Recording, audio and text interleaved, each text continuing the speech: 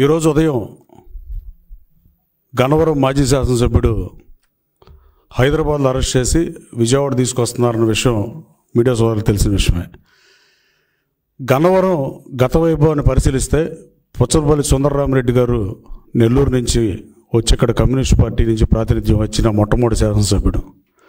ఆ మహానుభావుడు రెడ్డి అనే పేరు చివర ఉండకూడదని సుందరయ్యగా బతికి ఆ మహానుభావుడు నడయాడిన నేల. అలాగే వెలువల సీతారామయ్య గారు, కాకాని వెంకటరత్నం గారట మహానుభావులు, ఎస్సీ లేడీ సరోజిని ఆనందబాయి గారట మహానుభావులు ప్రాతినిధ్యం గడ్డది. ఆ గడ్డ మీద పొడుగు శాసనసభ్యులుగా పనిచేసిన ఎవరు కనీసం ఇలా క్రిమినల్ కేసులు ఇరుక్కున్న పరిస్థితి కూడా లేదు. గన్నవరం అంటే మట్టి, దేశం అంటే మట్టి కాదు, దేశం అంటే మనుషులు అని గురజాడ గారి సూక్తిలాగా గన్నవరం అంటే మట్టే మట్టే మట్టే అని దిగజార్చిన పరిస్థితి గత 10 సంవత్సరాల నుంచి. ఈ దేశంలో కానీ, ఈ రాష్ట్రంలో కానీ, పక్క దేశాల్లో కానీ ఏ సిటిజన్ అయినా లా బౌండెడ్ పరిధిలో ఉండాలి, లా బౌండెడ్ సిటిజన్గా ఉండాలి, లాని ఒబే చేసే పరిస్థితిలోనే ఉండాలి తప్ప నేను అబోలా అనుకుంటే ఇదే పరిస్థితులు వస్తాయి. అలాగే ఇలా చేయటం వల్ల ఇంతకుముందు గతంలో 10 సంవత్సరాలు శాసనసభ్యుడిగా ఉంటే అతని భాష కానీ, అతని ప్రవర్తన కానీ బ్రహ్మలింగయ్య చెరువుని రిజర్వాయర్ చేద్దామని నాడు తెలుగుదేశం ప్రభుత్వం అనుకుని నిధులు కేటాయిస్తే కాంట్రాక్టర్ డబ్బులు డ్రా చేసుకుంటే మట్టమ్ముకున్న పరిస్థితి గన్నవరంలో ప్రతి సందులో గొంతులో ఉన్న ప్రతి గన్నవరం ప్రజలందరికీ తెలుసు. అలాగే ల్యాండ్ గ్రాబింగ్స్ కానీ, మట్టి కానీ, నకిలీ ఇళ్ల పట్టాలు 2019లో పోటీ చేసినప్పుడు ఇచ్చిన పరిస్థితి కానీ, ఆ నకిలీ ఇళ్ల పట్టాలు డిస్ట్రిబ్యూషన్ గవర్నమెంట్ ఆఫీస్ చేయాల్సింది అతని మనుషులు పంచిన విధానం కానీ, ఇలా ఎన్ని మాట్లాడిన ఆఖరికి సభ్య సమాజం తలదించుకునే భాష విషయంలో కానీ, ఆఖరికి జగన్మోహన్ రెడ్డి గారికి ఎలాంటి వాళ్ళు నచ్చుతారని తీసుకున్నాడో ఆ రోజు చంద్రబాబు నాయుడు గారు ప్రధాన ప్రతిపక్ష హోదా పోగొడదామని తీసుకుని ఇవాళ ప్రతిపక్ష హోదా ప్రజల చేత తిరస్కరించబడి జగన్మోహన్ రెడ్డి గారు ఇలాంటి పనులు చేస్తూ ఉండేవాళ్ళు ఇష్టమై ఆయన తీసుకుని నేను జగన్మోహన్ రెడ్డిని అధికారంలో తీసుకోవడానికి నేను పోటీ చేసి నేను ఏ రోజు భాష తోనాలి. ఆ రోజు జగన్మోహన్ రెడ్డి గారు కూడా ఎట్టి పరిస్థితుల్లో అతన్ని ఓడించాలి, అతని దుర్మార్గాలకి అంతం పలకాలని చెప్పి తనకి వ్యక్తిగతంగా అతని మీద ఉన్నట్టుగా నన్ను పెనలూరు నియోజకవర్గం అయితే నాకు ఆ సీట్ ఇస్తానని గన్నవరంలో నన్ను బతిమలాడిని పోటీకి చేయించిన పరిస్థితి వాస్తవం కాదా? ఆ తర్వాత పరిణామాల్లో చంద్రబాబు గారి హోదా పోగొడతాకు తీసుకోవాల్సి వస్తుంది, నన్ను రాజీ పడమంటే నేను రాజీ పడనని చెప్పాను, నా క్యారెక్టర్ ముఖ్యమని చెప్పా. జగన్మోహన్ రెడ్డి గారు ఇట్లాంటివి ప్రోత్సహించడం వల్ల, అలాగే ఆఖరికి దుట్టా రామచంద్ర గారు 2014లో వైసీపీ అభ్యర్థిగా పోటీ చేస్తే, నేను 2019లో వైసీపీ అభ్యర్థిగా పోటీ చేస్తే మా ఇద్దరిని తోలనాడితే డాక్టర్ రామచంద్ర గారికి కానీ నాకు కానీ తెలుగు భాషలో బూతులు ఉంటాయి అనేది అందరికీ తెలుసు. కానీ మేమిద్దరం ఎప్పుడు భాష వాళ్ళం. మా ఇద్దరి మీద ఎవరైతే డాక్టర్ దుట్టా రామచంద్ర గారు కానీ జగన్మోహన్ రెడ్డి గారు కానీ, జగన్మోహన్ రెడ్డి గారు కాదు నేను కానీ పోటీ చేసినప్పుడు మా మీద ఇతని పార్టీ మారి ఈ దందాలు చేయడానికి నకిలీ ఏర్పాటాలు కేసులుకి అలాగే మట్టి దాని మీద ఎంక్వైరీ చేస్తాను జగన్మోహన్ రెడ్డి ఆ రోజు బ్రహ్మలింగయ్య చెరువు సాక్షిగా ముఖ్యమంత్రి గారు కోతవేడు దూరంలో ఇక్కడ అప్పుడు చంద్రబాబు గారికి సవాలు చేసిన మాట వాస్తవం కదా? మీ ఇంటి దగ్గరలో ఇంత మట్టి దోపిడీ జరుగుతుంటే మీరేం చేశారని అడిగిన మనిషి తర్వాత ఎంక్వైరీ చేయకుండా అతని పార్టీలో తీసుకున్న పరిస్థితి. డాక్టర్ దుట్టా గారి మీద అనుచిత వ్యాఖ్యలు చేసినా, నా మీద చేసినా, గన్నవరంలో 4000 మంది వైసీపీ కార్యకర్తల మీద కేసులు పెట్టించినా అన్నీ గాలి కొదిలి జగన్మోహన్ రెడ్డి తీసుకుని ఆ పాపం ఊరికే పోతుందా అని అడుగుతున్నా. నువ్వు ఏ విచారణ చేయని పరిస్థితి. నువ్వు నన్ను పోటీ చేయించేటప్పుడు మీరు చెప్పిన మాటలేంటి? ఈ పార్టీలో మనం ఉండలేమని చెప్పి, ఈ అవమానాలు మనం మొయ్యలేమని చెప్పి నేను పార్టీ మారా. కానీ అతను పార్టీ మార్చేటప్పుడు చంద్రబాబు గారు హోదా తీసేద్దామనే ఉద్దేశంతోనో, రౌడీలంటే ఇష్టంతోనో మరి ఎందుకు చేర్చుకున్నాడో జగన్మోహన్ రెడ్డి సమాధానం చెప్పాల్సిన అవసరం ఉంది. అలాగే అక్రమ లేఅవుట్లో అక్రమ లేఅవుట్లన్నీ వేసిన పరిస్థితి గన్నవరంలో. కామన్ సైట్లు మొత్తం అన్యాక్రాంతమైన పరిస్థితి. విజయవాడ రూరల్ మండలం టౌన్ కానుకుని మేము కార్పొరేషన్లో లేకుండా రూరల్ మండలంగా ఉన్న 9 గ్రామాల్లో ఒక్క లేఅవుట్లో కూడా కామన్ సైట్ వాడుకోవడం లేని పరిస్థితి. అలాగే అన్నీ కబ్జాలు చేసిన పరిస్థితి. అలాగే బ్రహ్మలింగ చెరువు చెప్పేందాక, అలాగే పోలవరం గట్ల మీద మట్టిని తీసిన పాపం ఇది శాపంలో వెంటాడుతుందని నేను పలుమార్లు చెప్పా.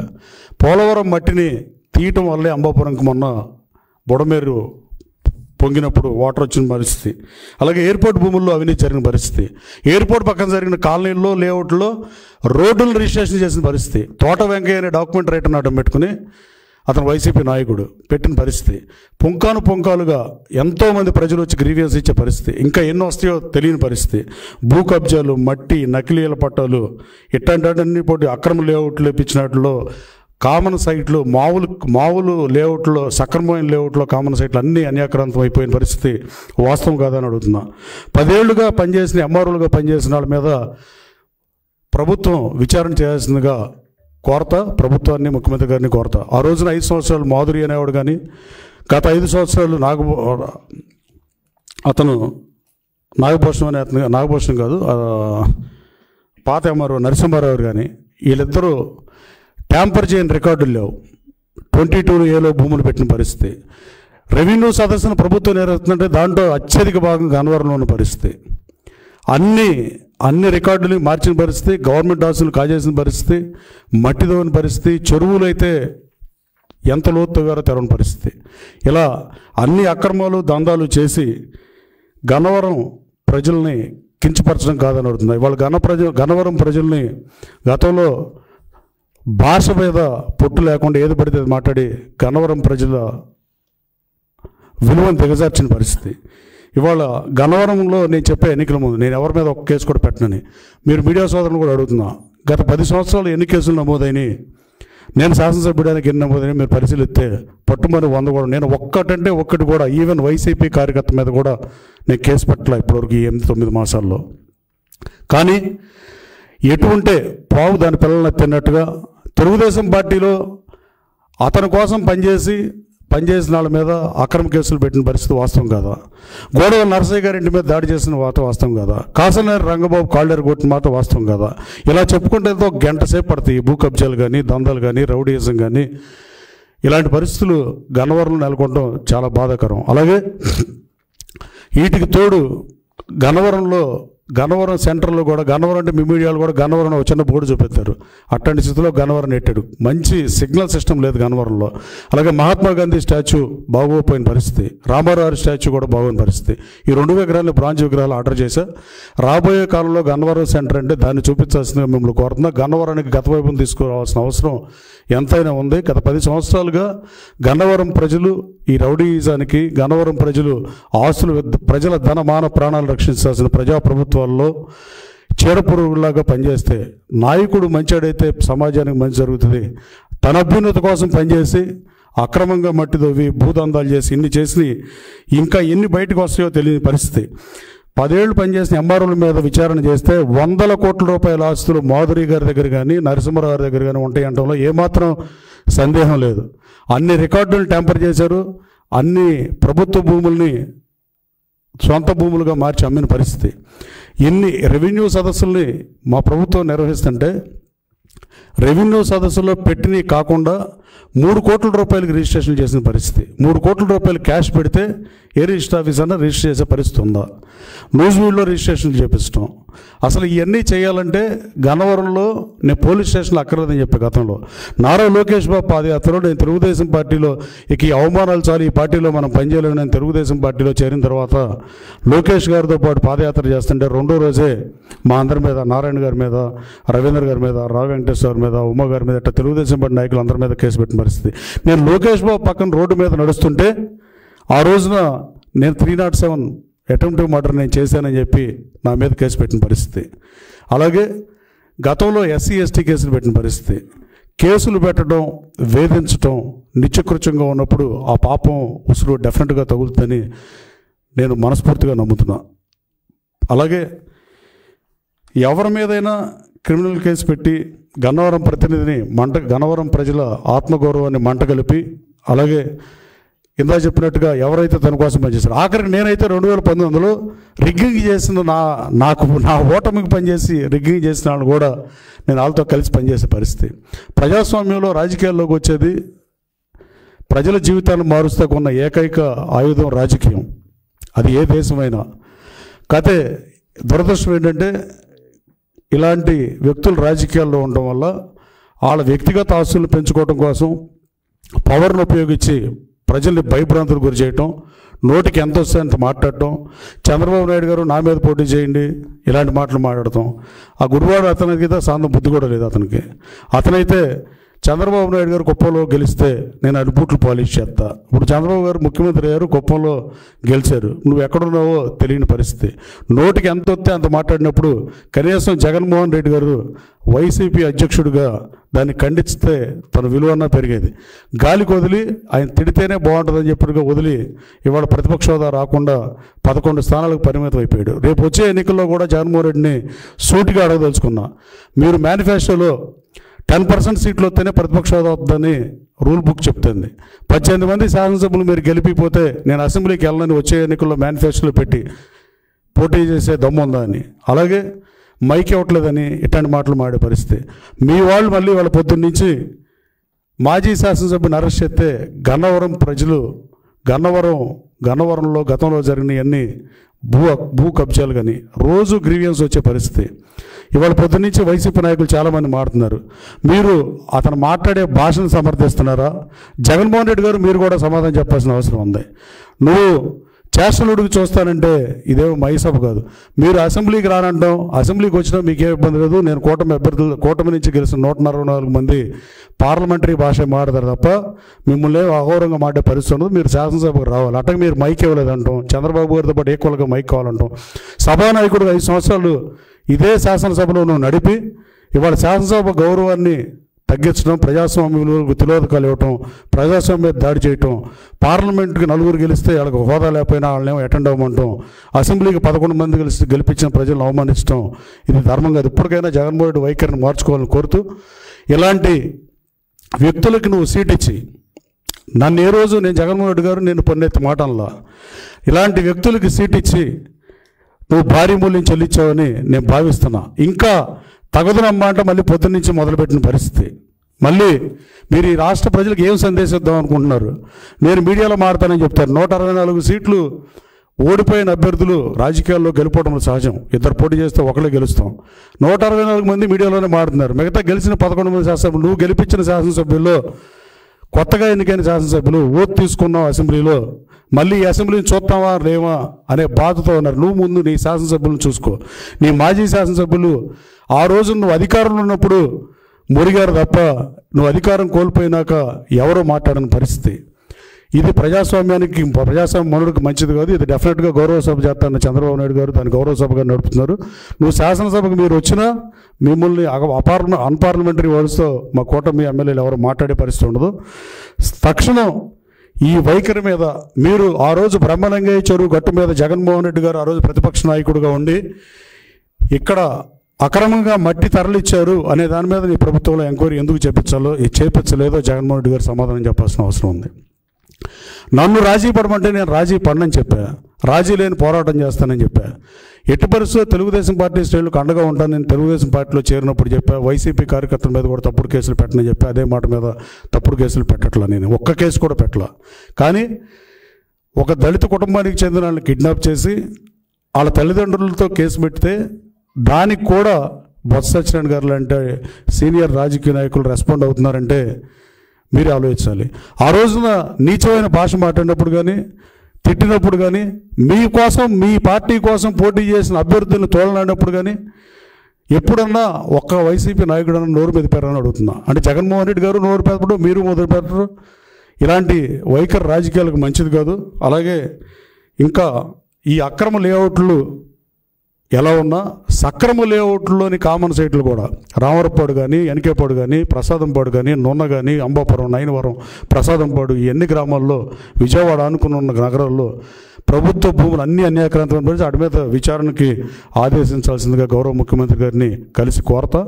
అలాగే భూ కబ్జాలు చేసిన విషయం కానీ గ్రీవియన్స్లో ఇచ్చిన విషయాలు కానీ ఇంకా ఎన్నో కేసులు రాబోతున్నాయని నాకు అర్థమవుతుంది. ఆఫీస్కి వెళ్తే 600-700 మంది గన్నవరంలో నేను మంగళవారం శుక్రవారం క్యాంప్ ఆఫీస్ నుండి రాత్రి 12 వరకు వచ్చేవాళ్ళు. కనీసం ప్రతి వచ్చే రోజుల్లో 40-50 ఈ కబ్జాల గురించి వీటి గురించి ఉండే పరిస్థితి. అలాగే ఇంకా ఈ గన్నవరం గురించి ఇంకా ఏం మాట్లాడినా గన్నవరం ప్రజలు నగుబాటు గురి చేసినట్టే. గన్నవరం ప్రజలు చారిత్రాత్మక తీర్పిచ్చి గతంలో ఎన్నడూ లేనంతగా 55 నుంచి ఎప్పుడు ఇవ్వనంత మెజార్టీ ఇచ్చి నన్ను శాసనసభకి అనుకున్నారు. అభివృద్ధి ఎజెండాగా పనిచేస్తున్నా. మల్లవల్లిలో ఇండస్ట్రియల్ పార్క్ ఉంటే దాన్ని గాలికి వదిలేసిన పరిస్థితి. అసలు అభివృద్ధిని పట్టించుకోకుండా ఎంతసేపు పరుష పదజాలం మాడటం, మీడియా అటెన్షన్ గ్రాప్ చేయటం, మీడియాలో మాడితే అది గొప్ప అనే పరిస్థితిలో మాడటం, ఏ మాట వస్తే ఆ మాట మాట్లాడటం, సభ్య సమాజం తలదించుకునే మాటలు, అన్పార్లమెంటరీ వర్డ్స్. దేనికైనా మీడియాకి సెన్సార్ ఉండాల్సిన అవసరం ఉంది. మీడియాకి సెన్సార్ ఉంటే అసలు ఇలా అన్నీ ఆ రోజున సినిమాకి సెన్సార్ ఉన్నట్టే పోతాయని గతంలో కూడా నేను మీ మీడియా సమస్యలో చెప్పాను. ఎవరు తప్పు చేస్తే వాళ్ళు శిక్షించబడతారు. లా బౌండెడ్ సిటిజన్స్గా బతకాల్సిన అవసరం ఉంది. లాని ఒబే చేయాల్సిన అవసరం ఉంది. అబోవ్ లా అనుకుంటే అది ముఖ్యమంత్రి అయినా, మాజీ ముఖ్యమంత్రి అయినా, శాసనసభ్యుడైనా, మాజీ శాసనసభ్యుడైనా చట్టాలు ఒక్కొక్కరికి ఒక్కో చట్టం ఉండే పరిస్థితి లేదు. ఐపీసీ కోడ్లు కూడా మార్చాల్సిన అవసరం ఉందని చెప్పి బూతులు మాట్లాడిన పరిస్థితి. వీళ్ళని చూసి అంటే వీళ్ళు ఎట్టండి వాళ్ళు వచ్చారంటే ఐపీసీ కోడ్లో లేని సెక్షన్లు కూడా ఎత్తుక్కుని బూతులు తిడితే ఏం కాసు అవదని బూతులు తిట్టే మాట్లాడే పరిస్థితి. గన్నవరం ప్రజలకు కూడా, గన్నవరం ప్రజలకి నేను సారీ చెబుతున్నా. గతంలో మహానుభావుడు సుందరయ్య గారి దగ్గర నుంచి మొన్నటి శాసనసభ్యుడిగా పనిచేసిన బాలవర్ధన్ గారి దాకా ఎవరు క్రిమినల్ రికార్డులో కానీ, అవినీతి మరక్ కానీ, ముద్రపోయిన గారు కానీ ఎవరైనా అసలు మకిలే లేదు. అలాంటిది గత 10 సంవత్సరాలుగా గన్నవరం ప్రజలను వేధించి గన్నవరం ప్రజలు నగుబాటు గురయ్యేటట్టు, గన్నవరం ప్రజలు ప్రపంచంలో తలెత్తుకోనట్టుగా చేసిన పరిస్థితులు వాస్తవం కాదా? అలాగే ఇవాళ వైసీపీ నాయకులు సాయంత్రం కన్నా మీరు తప్పు అని ఒప్పుకుంటే బాగుంటుందని మీకు చెప్తున్నా. మీతో కొన్నాడు పనిచేసిన దాంతో మీకు ఒక విషయం స్పష్టంగా చెప్పదలుచుకున్నా. నన్ను ఏ రోజు ఈ రాష్ట్రంలో 175 మంది వైసీపీ నాయకులు ఎవరు నన్ను విమర్శించిన పరిస్థితి లేదు, అదర్ దాన్ కొడాలి నాని ఇతను తప్ప. కానీ మీరందరూ ఇతనేదో మహానుభావులాగా, ఇతనేమి చేయనట్టుగా మీరందరూ మొసలు కన్నీరు కాల్చడం బాధాకరం. మీలో చాలామంది ఇలాంటి భాష మాట్లాడరు. కానీ ఆ రోజున మాట్లాడింది మర్చిపోయారా? గురు గోవిందగంజ్లాగా మీరు మాట్లాడటం హాస్యాస్పదమని భావిస్తూ రాబోయే కాలంలో తప్పు చేసిన వాళ్ళు ఎవరైనా శిక్షార్హులే. అధికారులు కూడా వదిలిపెట్టే ప్రసక్తి లేదు. ఎంతోమంది తప్పు చేసిన వాళ్ళు శిక్ష పడిన సందర్భాలు ఈ దేశంలో కదా, పక్క దేశాల్లో కానీ, పక్క రాష్ట్రాల్లో కానీ, రాష్ట్రాలకు ముఖ్యమంత్రులుగా పనిచేసిన వాళ్ళు కూడా తప్పు చేసిన వాళ్ళు శిక్షార్హులే. ఇక మాజీ శాసనసభ్యుడు ఇలాంటి వైఖరికి ఓడగట్టి గత 9 మాసాలుగా ఆ రోజున వైసీపీ నుంచి పోటీ చేసి ప్రగల్భాలు పలికి కావాల్సిన మీడియాతో కావాల్సిన క్వశ్చన్లు అడిగించుకుని చేసి ఇవాళ 8 మాసాల నుంచి నియోజకవర్గానికి దూరంగా ఆఖరికి వైసీపీ కార్యకర్తలు కూడా గాలి కుదిలేసిన మాట వాస్తవం కాదని అడుగుతున్నా. రాజకీయాల్లో ఇది ఏమాత్రం మంచిది కాదు. గన్నవరం అభివృద్ధి నేను లక్ష్యంగా పనిచేస్తున్నా. మల్లవల్లి పారిశ్రామిక కారిడార్లు కూడా చాలామంది భూములు ఉన్న రైతులకు కాకుండా వాళ్ళ బినామీలకు డబ్బులు దోచిపెట్టిన పరిస్థితి వాస్తవం కాదా? దాని మీద కూడా నిజాన్ని నిగ్గు తేల్చాల్సిన అవసరం ఉంది. మల్లవల్లిలో దాదాపు నేను అశోక్ లైలాండ్ ప్రజలతో మాట్లాడి వెనక్కి తీసుకొచ్చిన తర్వాత గౌరవ ముఖ్యమంత్రి గారు 16.5 లక్షలకు ఎకరం ఇస్తే ఇప్పుడు దాదాపు 200 కంపెనీలు వచ్చే పరిస్థితి. 479 ఎకరాల అసైన్ ల్యాండ్ కూడా ఏపీఐసీ ఎక్వైర్ చేస్తున్నాం. రాబోయే కాలంలో పరిశ్రమలు తీసుకొస్తాం. గన్నవరంలో అతను శాసనసభ్యుడిగా ఉన్నప్పుడు కనీసం ఏపీఐసీకి ఆర్చ్ నిర్మాణం కూడా చేయని పరిస్థితి. గన్నవరం సెంటర్కి ఐడెంటిటీ లేకుండా చేసిన పరిస్థితి. భూమి కబ్జాలు, రౌడీయిజం, క్యాసినోలు ఇలాంటివి తప్ప ప్రజల ధనమాన ప్రాణ రక్షణను చేయాల్సిన అవసరం స్థానిక శాసనసభ్యుడిగా సర్పంచ్ స్థాయి నుంచి ముఖ్యమంత్రి గారి స్థాయి వరకు ఏ ప్రజాప్రభుత్వంలో ఎవరు అధికారంలో ఉన్నా ఈ 3 చేయాల్సిన అవసరం. ఈ 3టికి తిరోధకాలు ఇచ్చి ఆ 3టిని ఇబ్బంది పెట్టి అక్రమ కేసులు పెట్టి వైసీపీ వాళ్ళని కొన్నాళ్ళు, అక్రమ కేసులు పెట్టి తెలుగుదేశం పార్టీ నాయకులందరినీ జైలుకు పంపించిన పరిస్థితి వాస్తవం కాదా? అలాగే ఆస్తులు అన్యాక్రాంతమైన మాట వాస్తవం కాదా? రెవెన్యూ రికార్డులు ట్యాంపర్ చేసిన పరిస్థితి వాస్తవం కాదా? నరసింహారావు అనే ఎంఆర్ఓని 5 సంవత్సరాల పాటు గన్నవరం బాపులపాడు ఇన్ఛార్జిగా 2 పెద్ద మండలాలు, ఒక 75,000 1,50,000 ఓట్లు, 2,25,000 జనాభా ఉన్న ఊళ్ళల్లో ఒకే అమ్మారును ఉంచడం అవినీతి చేయడానికి కాదని అడుగుతున్నా. అలాగే ఆ రోజు జాయింట్ కలెక్టర్ని అడ్డం పెట్టుకుని నేను 150 ఎకరాల ప్రభుత్వ భూమి అన్యాక్రాంతం అవ్వకుండా ఎయిర్పోర్ట్ దగ్గర నేను కాపాడా 15 ఎకరాల ప్రభుత్వ విలువైన భూమిని. కానీ ఆ రోజు జాయింట్ కలెక్టర్ నేను మర్లపాలెంలో కానీ ఎరికేపాడులో కానీ ల్యాండ్ ఎక్విజిషన్ చేస్తే నేను కిక్ బ్యాక్లు తీసుకోవాలా? జాయింట్ కలెక్టర్ అడుగుతుందంటే ఆలగడ్డ వెంకటరావు ఇవ్వద్దని చెప్పాను చెప్పాను. కానీ తర్వాత వీటన్నిటి మీద కూడా విచారణ జరిపించాల్సిన అవసరం ఉంది. గౌరవ ముఖ్యమంత్రి గారిని అతి త్వరలో కలిసి ఈ ఎంఆర్ఓల పాత్ర మీద 10 సంవత్సరాల మీద ఎంక్వైరీ చేస్తే పొంకాలుగా ఒక ఈనాడు పేపర్కి కానీ, ఆంధ్రజ్యోతి పేపర్కి కానీ, ఈవెన్ మీ సాక్షి పేపర్కి కానీ మీ సాక్షిలో మీరు రాయలేదని అడుగుతున్నా. ఆ రోజున అవినీతి అనకుండానే అన్నీ అంటే మీ దగ్గర ఉంటే ఒకటి, ఇక్కడైతే ఒకటి. నేను ఏ రోజు అలాంటి రాజకీయాలు చేయాలో. గన్నవరం ప్రజల కోసం, గన్నవరం ప్రజల్ని ఎవరిని ఇబ్బంది పెడుతున్నా అభిమతం కాదు, నా మతం కాదు. ఎట్టి పరిస్థితుల్లో గన్నవరం అభివృద్ధి ఎజెండాగా పనిచేస్తున్నా. తప్పు చేసిన వాళ్ళు ఎవరైనా శిక్షార్హులే. రాబోయే కాలంలో వీటన్నిటి మీద ఎంక్వైరీ చేయాల్సిందిగా ముఖ్యమంత్రి గారిని కోరతా. Thank you.